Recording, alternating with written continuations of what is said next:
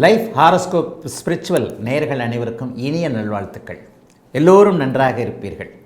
இப்பொழுது ஜோதிட ரீதியாக ஒருத்தர் ஒரு மாதிரி இருக்கிறார், இன்னொருத்தர் ஒரு மாதிரியாக இருக்கிறார். உண்மையை சொல்லப்போனால் கிராமத்தில் பெரியவங்க சொல்லுவாங்க 5 விரலும் ஒரு மாதிரியாக இருக்குது அப்படின்னு சொல்லுவாங்க. அப்போ மனிதர்கள் குணநலன்கள் கேரக்டர்ஸ் வேறு மாதிரி ஒருத்தர் ஒரு மாதிரியாக இருக்க. ஒருத்தர் சுறுசுறுப்பாக இருப்பார், ஒருத்தருக்கு சோம்பல், ரொம்ப நிதானமாக இருப்பார். ஏதாவது ஒரு பெரிய விஷயம் நடந்தால் கூட டப்பு டப்புன்னு எந்திரிச்சு ஓடாமல் கொஞ்சம் நிதானமாகவே எதுலேயும் செயல்படக்கூடியவர். ஒருத்தரை பார்த்திங்கன்னா ரெண்டும் தேவையான நேரத்தில் நிதானமாகவும் தேவையான நேரத்தில் கோவப்படுற தன்மையாகவும் இருப்பார்.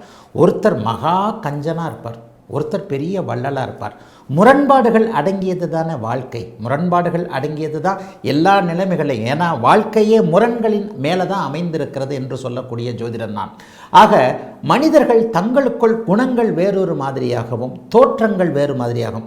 உண்மையை சொல்லப்போனால் இந்த தோற்றங்கள் அமைப்புகளில் ஒருத்தர் உயரமாக இருக்கிறது குள்ளமாக இருக்கிறது எல்லாமே நம்முடைய அந்த கேரக்டர்ஸ் எல்லாமே அந்த கிரக தாக்கங்கள் லக்னங்கள் ராசிகள் சம்பந்தப்பட்ட விஷயங்களில் தான் இருக்குது.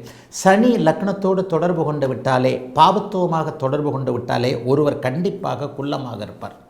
ஒருவர் லக்னத்தில் இயல்பான சனியோ பாவத்துவமான சனியோ இருக்குதுன்னு வைங்க, அவர் எந்த லக்னமாக இருந்தாலும் குறிப்பாக கும்ப லக்னமாகி அதில் சனி இருந்தால் அவர் கண்டிப்பாக குள்ளம்பமாக இருப்பார். அதே மேஷ லக்னமாகி சனி இருந்தார்னு வச்சுக்கோங்க, நடுத்தர உயரம்னு சொல்லப்படக்கூடிய ஒரு அமைப்பில் இருப்பார். அப்போ கூட அவர் 7 அடி உயரம் இருக்க மாட்டார். அப்போ சில நிலைகளில் கிரகங்கள் ராசிகளின் மீது அமையக்கூடிய சில அமைப்புகளே அதனுடைய தாக்கங்களே ஒருவருடைய கேரக்டர் உருவ சார்ந்த விஷயங்கள் அவர் வாழுகின்ற வாழ்க்கை அமைப்புகளை தீர்மானிக்கின்றன. சரி, இப்போ இதுக்கு பேஸ் என்னங்க? 12 வீடுகள் இருக்கின்றன, 9 கிரகங்கள் இருக்கின்றன. இந்த 12 வீடுகள் 9 கிரகங்களுடைய அந்த சுற்று வளைய அமைப்பு எப்படி எந்த கிரகம் எந்த இடத்தில் போய் உட்காருகிறதோ அதன் அடிப்படையில் தான் நிறைய பேருடைய விஷயங்களே அங்கே தீர்மானிக்கப்படுகிறதுன்னு சொல்லுவேன். அப்போ 12 வீடுகள் 12 ராசிகள் 12 ராசி வீடுகள் தான் லக்னங்கள்னு சொல்லப்படுகிறது. இதில் வேறு பெரிய குழப்பம் நிறைய பேருக்கு தெரியாது. எப்படின்னா ராசி தான் நிறைய பேர் முக்கியம்னு நினச்சிக்கிட்டு இருப்பீங்க. நாங்கள்லாம் ராசி பலன் சொல்கிறோம்ல, நான் பேசுகின்ற ராசி பலனே பொதுவான ராசி பலன் தான் அப்படின்னு அடிக்கடி சொல்லுவேன். ஏன்னு சொன்னால் ஒரு மேஷ ராசியோ ஒரு துலாம் ராசியோ ஒரு விருச்சிக ராசியோ எடுத்துக்கிட்டிங்கன்னா உலகத்தில் இருக்கக்கூடிய ஒட்டுமொத்த 850 கோடி பேரை அவ்வளோ வரையும் 12 விதமாக பகுதிகளாக பிரித்து சொல்லப்படுவது தான் ராசி. ஒரு ராசியில் 60லேருந்து 70 கோடி பேர் 80 கோடி பேர் கூட கண்டிப்பாக இருப்பாங்க. 60-70 கோடி பேர் நிச்சயமாக இருக்கக்கூடிய தன்மைகள் உண்டு. ஆனால் இதையும் தாண்டி ஜோதிடத்தில் லக்னம் என்கின்ற ஒன்று உண்டு. துலாம் ராசிக்காரர்கள் எல்லாருக்குமே இந்த வருஷம் நல்லா இருக்கும் ஆகா ஓகம்னு சொல்கிறோம். அப்போ துலா ராசிக்காரங்க எல்லாரும் நல்லா இருந்துடுறாங்களா? நிச்சயமாக நன்றாக இருப்பதில்லை. அந்த துலா ராசிக்காரங்களில் கூட நான் ரொம்ப கஷ்டப்படுறேங்க, நீங்கள் தான் ராசி பலனில் ரொம்ப ஆகா ஓகம்னு சொல்கிறீங்க, அதெல்லாம் நீங்கள் சொல்கிற மாதிரிலாம் நான் இல்லைங்க, நான் ரொம்ப கஷ்டப்பட்டுக்கிட்டு இருக்கிறேங்க அப்படின்னு ஒருத்தர் சொல்லுவார். ஆனால் மனிதர்களுக்கென்று துல்லியமாக ராசியையும் தாண்டி ஒரு அமைப்பு கண்டிப்பாக இருந்துதானே ஆக வேண்டும். தனித்தனியாக ஒருவருடைய கைரேகை போல் இன்னொருத்தருடைய கைரேகை இருக்கிறது இல்லையே, இதைத்தான் நாங்கள் லக்கணம்னு சொல்கிறோம். ராசி என்பது 24 மணி நேரத்தில் ஒருவர் பிறக்கக்கூடிய அந்த நீங்கள் துலா ராசின்னு வைங்க, உங்கள் அன்னைக்கு நீங்கள் பிறந்த அன்னைக்கு ஒரு 24 மணி நேரத்திற்கும் மேலாக கண்டிப்பாக துலாராசியாகவே இருக்கும். ஒரு ராசி என்பது 2.25 நாள் இருக்கக்கூடிய ஒரு அமைப்பு. அப்போ அந்த 2.25 நாளும் பிறக்கக்கூடிய எல்லாரும் துலாராசியாக தான் இருப்பாங்க. அதற்குள்ளும் ஒரு நுணுக்கமாக 2 மணி நேரம் அடங்கிய ஒன்றை நாங்கள் ஜோதிட ரீதியாக லக்கணம் என்று சொல்லுகிறோம்.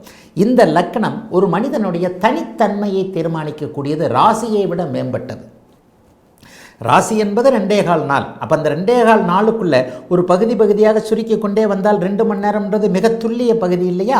அப்போ ஒரு நாளைக்கு 12 லக்கணங்கள் வரும். இந்த ஒரு நாளுக்கு 12 லக்கணங்களில் பிறக்கக்கூடிய அனைவருமே 12 வகையான வித்தியாசப்பட்டவர்கள். ஆக ராசி என்பது 2.25 நாட்களுக்கு பொதுவானது. அந்த 2.25 நாள் பிறக்கக்கூடிய அனைவருமே ஒரே ராசியை சேர்ந்தவராக இருப்பார்கள்.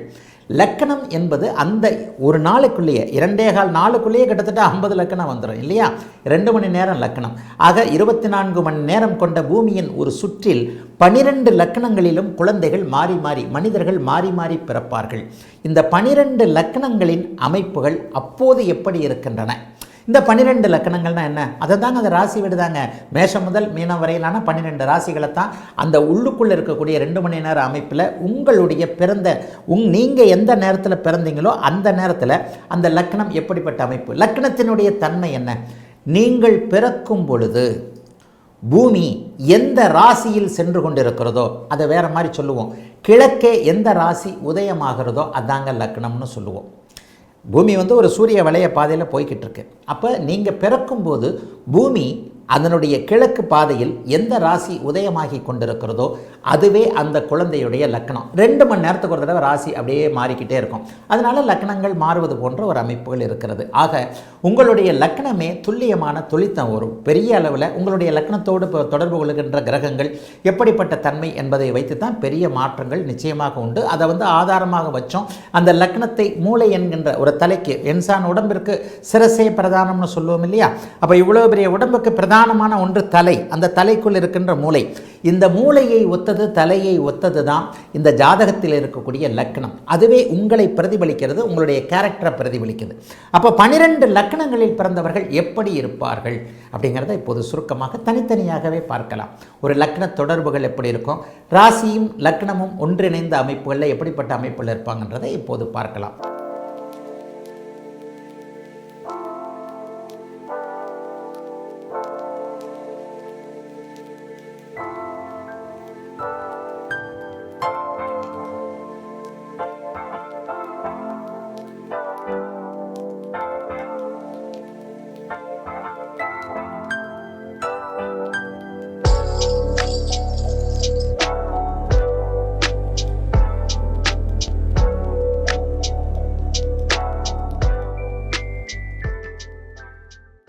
நிறைவாக மீனம். தனுசுக்கு சொன்னது மாதிரியே மீன லக்னக்காரர்கள் மிகுந்த நல்லவர்களாக இருப்பார்கள். யாருடைய முதுகலையும் குத்த மாட்டாங்க, நெஞ்சில் கூட குத்த மாட்டாங்க. எதுலேயுமே எல்லாரும் நல்லா இருக்கணும்னு நினைக்கிறது மீனத்தோட குணம். காலபுருஷனுடைய கடைநிலை வீடுன்னு சொல்லுவோம். 12வது வீடு.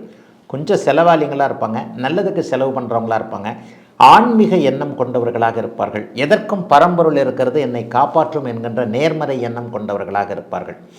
மீன லக்னக்காரனா எதற்கும் நம்பலாம். ஒருத்தரை நம்பி இந்த பொண்ணை தனி ரூமில் விட்டு போகலான்னு சொல்லுவாங்கள்ல, அந்த மாதிரியான அமைப்பு மீன லக்னத்துக்கு உண்டு.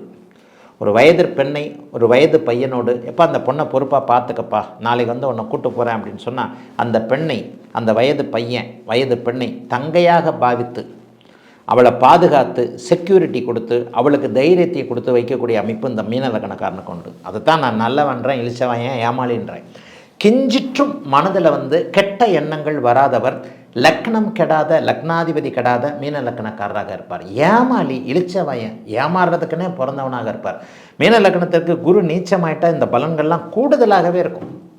ஏன்னா குரு பலவீனத்தை அடைஞ்சிடுறார், அவர் பாவத்துவத்தை அடையக்கூடாது. ஆக இந்த மாதிரியான அமைப்புகளில் இறைவனுக்கு அஞ்சுதல், இறை பணி செய்தல், ஆன்மீகம் சார்ந்த விஷயங்களில் இருத்தல், போதித்தல், பேங்க்கு, வங்கி, நிதித்துறை, நீதித்துறை சொல்லிக் கொடுத்தல். ஏன்னா அந்த மீன லக்னத்திற்கு குருவே 10ஆம் அதிபதியாக வருவார். குரு 10ஆம் இடத்தோடு தொடர்பு கொண்டால் இவர்கள் நல்ல வங்கி அதிகாரிகளாக, டீச்சிங் லைனில் இருக்கக்கூடியவர்களாக, ஜுடிஷியல் என்று சொல்லப்படக்கூடிய நீதித்துறை, அதாவது வக்கீல் மற்றும் மாண்புமிகு நீதியரசர்களாக இருக்கக்கூடியவர்களாக மிகப்பெரிய அளவில் வருவாங்க. மார்க்கெட்டிங்கில் பெரிய ஆளாக இருப்பாங்க. நல்ல வியாபாரிகளாக இவங்க இருக்கிறதே இல்லை. ஏன்னு சொன்னால் வியாபாரின்னா பொய் சொல்லணும். பொய் சொல்லவே தெரியாத மனுஷன் மீன லக்னக்காரனாக இருப்பான். அதே நேரத்தில் எனக்கு தெரிஞ்ச ஒரு ஃப்ரெண்டு பயங்கரமாக பொய் சொல்கிறாருங்க மீன லக்னக்காரர் அப்படின்னு பார்த்தீங்கன்னா, லக்னத்தில் ஏதாவது ராகு இருக்கும், லக்னத்திலே புதன் நீச்சமாக இருக்கும், ராகு அங்கேயே வலுவாக இருப்பார், லக்னத்தோடு சூரியன் புதன் ராகு சுக்கிரனும் சேர்ந்து இருப்பார். 6-8 சம்பந்தம் வந்துடுது இல்லையா? 6-8 கூடிய சூரியனும் சுக்கிரனும் ராகுவும் சேர்ந்து லக்னத்தில் இருந்து லக்னாதிபதி கடுமையான பாவத்துவத்தை அடைந்திருந்தால் இவரை மாதிரி பொய் சொல்கிறதுக்கு யாராலையும் முடியாது. நான் ஒவ்வொரு இந்த லக்ன விளக்கு வீடியோக்குள்ளே என்ன சொல்கிறேன்னா, விதி இப்படி, அதற்கு விதி விலக்குகள் இருக்கின்றன. அந்த விதி விலக்குகளைத்தான் நம்ம சுபத்துவ பாவத்துவம் என்கின்ற வரிசையாக அடுக்கி சொல்லுகிறோம் என்பது தான் உண்மை. மீன லக்னத்தில் பிறந்தவன் நல்லவன், லக்னாதிபதி பலவீனமாகி லக்னம் பாவத்துவமாக இருந்தால் கடுமையான மோசமான சீட்டிங் பார்ட்டி.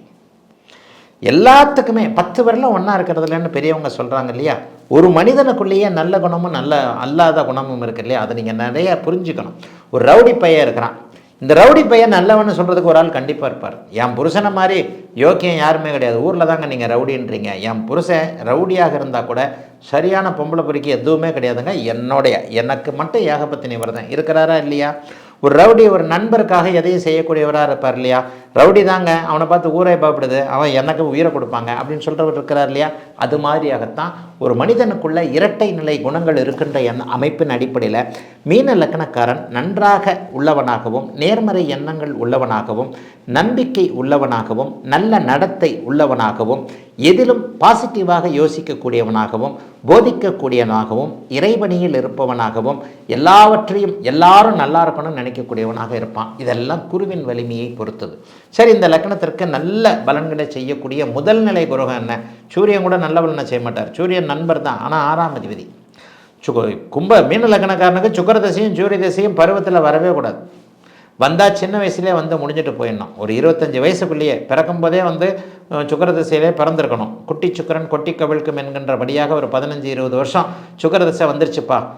வாழ்க்கையை ஆரம்பிக்கக்கூடிய 26 வயதிற்குள் சூரிய சுக்கிர திசைகள் முடிந்து போயிடுச்சு அப்படின்னா அந்த மீன லக்னக்காரன் கொடுத்து வச்சவன்.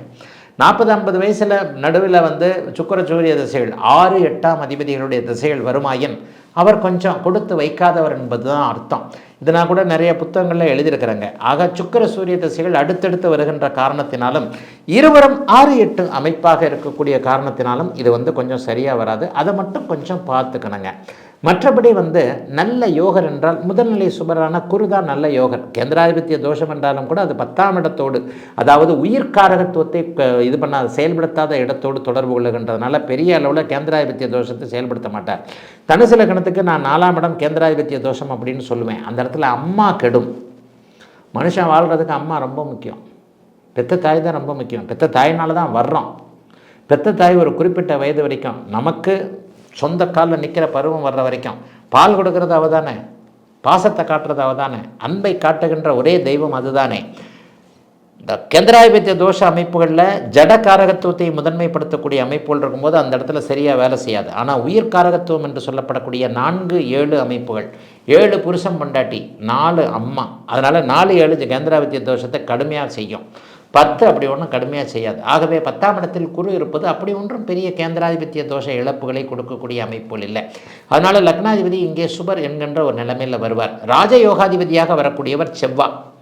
சந்திரதசையும் செவ்வாய் தசையும் நல்ல அமைப்பில் மங்கள அமைப்பில் இருந்து அடுத்தடுத்து வரக்கூடிய அமைப்பில் ஒரு 30 வயசுக்கு மேலே 17 வருஷம் சந்திரதசையும் செவ்வாய் தசையும், 10 வருஷம் சந்திரதசை, 7 வருஷம் செவ்வாய் தசை, இந்த 17 வருஷமும் மங்கள யோகத்தில் வந்து அவன் கொடுத்து வச்சவன் ஸ்டாண்டர்ட் ஆகிடுவான்.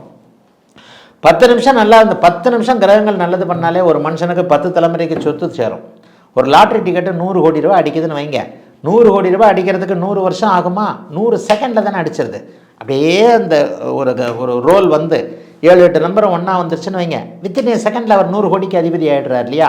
அது மாதிரியாக ஒரு 10 நிமிடம் கிரகங்கள் வானில் ஒரு நிலைய ஒரு ஜாலத்தை நடத்துகின்ற போது ஒரு மனிதன் முன்னேற முடியும் என்கின்றதன் அடிப்படையில் 10 வருடம் சந்திர தசையும் 7 வருடம் செவ்வாய் தசையும் மங்கள யோகத்தோடு ஒருவருக்கொருவர் சந்திரன் வளர்வரையாக இருந்து செவ்வாய் சுபத்துவமாக இருந்து இருவரும் இணைந்திருந்து 5, 7, 9ஆம் இடங்களோடு தொடர்பு கொண்டு வீடு கொடுத்தவன் வலுவாகி பாபத்துவம் என்று நான் சொல்லப்படக்கூடிய சனி ராகு அமாவாசை சந்திரனாக இல்லாமல் இருக்கின்ற அமைப்பில் சந்திர தசையும் செவ்வாய் தசையும் போடுன்னு போடும்.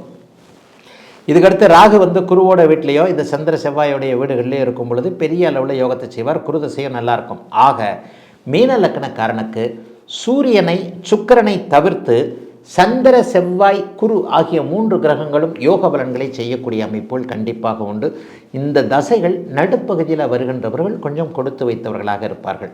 பாதகம்னு வந்தாலே சுக்கிரன் தாங்க. ஏன்னா அசுரகுரு தேவகுரு சப்ஜெக்டில் குருவை பிடிக்காதவர் சுக்கிரன், சுக்கிரனுக்கு ஆகாதவர் குரு. 2 பேருமே ஒருத்தருக்கு ஒருத்தர் அப்படி பார்த்துட்டு முறைச்சிட்டு போயிடுவாங்க. இதில் சுக்கிரன் அடிப்பார், குரு அடி வாங்கிக்குவார். ஏன்னா இவர் தேவகுரு, அவர் அசுரகுரு. அசுரன் அடிக்கத்தான் செய்வான், தேவன் தாங்குவான் அப்படிங்கிற ஒரு அமைப்பை இந்த கான்செப்டாக சில கிரக இயல்புகளை நீங்கள் அந்தந்த அமைப்புகளாக புரிந்து கொண்டாலே கண்டிப்பாக போருங்க. ஆக இந்த நிலைகளின் அடிப்படையில் பார்த்தீங்க அப்படின்னு சொன்னால் சுக்கிரன் வலுவடைவது நல்லது அல்ல. சுக்கிரன் 8 போய் உட்காந்துருக்கிறாரு. சுக்கிரன் 8 போயிட்டு கடுமையாக ஒரு ராகுவோடு சேர்ந்துருக்கிறாரு, சனியோடு சேர்ந்துருக்கிறார், சனியோடைய பார்வையில் இருக்கிறாருன்னா சுக்கிரதசை நல்லது செய்யாது. அப்போ புதன் சனி சுக்கிரன் ஆகிய அவயோகர்கள் 3 பேருமே 3, 6, 10, 11ஆம் இடங்களில் இருப்பது, குறிப்பாக நட்பு நிலைமைகளில் இருப்பது, இவர்களும் சுபத்துவமாக இருப்பது, குரு சுக்கிர வளர்பிறை சந்திரனுடைய பார்வை அமைப்புகளில் தானே செவ்வாய் சனி ராகுவோடு இணையாமல் தொடர்பு கொள்ளாமல் தானே பாபத்துவம் ஆகாமல் இருப்பது என்பது நல்லதுங்க. சனி வந்து மீன லக்னத்துக்கு யோகத்தையே செய்ய மாட்டாரா? கண்டிப்பாக யோகம் செய்வார். 3ல் இருந்தால் யோகம் செய்வார், 6ல் இருந்தால் யோகம் செய்ய மாட்டார், 10ல் இருந்தால் நல்ல யோகம் செய்வார், 11ல் இருந்தாலும் நல்லதாக இருக்கும். 3, 10, 11ல் இருக்கும் பொழுது மிகப்பெரிய யோகங்களை செய்வார். புதன் யோகத்தை செய்ய மாட்டாரா? அவரும் 3ல் நல்ல பலன்களை செய்வார். 6ல் சூப்பராக இருப்பார், ஏன்னா அதிநட்பு வீட்டில் சிம்மத்தில் இருப்பார். 3, 6, 10, 11 ஆகிய 4 வீடுகளில் இருக்கும்போது புதன் நல்ல பலன்களை செய்வார். கெடாமல் இருக்க வேண்டும். ராகுவோடு சேராமல், சனியோடு இணையாமல், நண்பராக இருந்தாலும் சனியோடு இணையாமல், அமாவாசை சந்திரனோடு இணையாமல் இருக்கக்கூடிய அமைப்புகளில் புதன் 3, 6, 10, 11ஆம் இடங்களில் கூடுதல் நன்மைகளை செய்வார். 4, 7ல் இருக்கிறத விட நல்ல பலன்களை கண்டிப்பாக செய்வார்.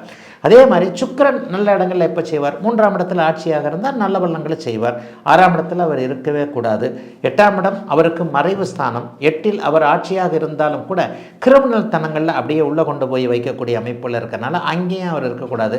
3, 11ஆம் இடங்களில் சுக்கிரன் இருக்கும்போது உண்மையிலேயே நல்ல பலன்கள் இருக்குங்க. சுக்கிரனும் புதனும் சந்திர அதியோகத்தில் இருக்கும்போது எந்த லக்னத்திற்கும் நல்ல பலன்களை செய்வார்கள் என்பதை இந்த லக்ன வரிசைகளில் அடிக்கடி சொல்லிக்கிட்டு தான் இருக்கிறேன். ஆக ராகுவோ கேதுவோ இந்த மாதிரியான அமைப்புகளில், ஒரு சுபத்துவ அமைப்புகளில், நல்ல வீடுகள் என்று சொல்லப்படக்கூடிய கேந்திர கோணங்களில் இருந்து குருவின் பார்வை சுக்கிரனுடைய தொடர்புகளை மட்டும் பெற்றிருக்கும் போது ராகு கேது தசைகளும் நல்லத்தாங்க இருக்கும். ஆக இத்தனை நாள் இந்த 12 வீடியோக்களை பற்றி பேசியிருக்கிறேன். இந்த 12 வீடியோக்களிலிருந்து நீங்கள் தெரிஞ்சிக்க வேண்டியது என்ன அப்படின்னு சொன்னால், லக்கணம் வலுவாக பாவர்கள் லக்னாதிபதிகளாக ஆனால் லக்னத்தில் இருந்தால் அவர் சுபத்தன்மையோடு இருக்கக்கூடியவர்களாக இருக்கணும்.